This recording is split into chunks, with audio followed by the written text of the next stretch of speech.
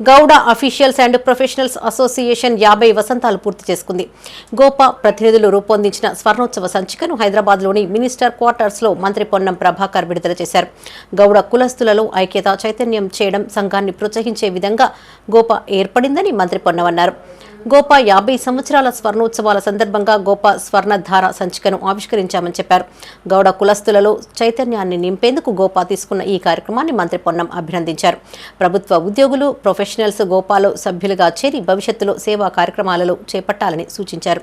గోపాలో భాగస్వామ్యులు కానివారు భాగస్వామ్యంపై గోపా పటిష్టతకు కృషి చేయాలని తెలిపారు. ఈ కార్యక్రమంలో మంత్రి పొన్నంతో పాటు గోపా ప్రతినిధులు, సభ్యులు పాల్గొన్నారు. 50 సంవత్సరాల స్వర్ణోత్సవాల సందర్భంగా గోపా స్వర్ణధార పేరు మీద ఒక మ్యాగజైన్ తీయడం సంతోషం.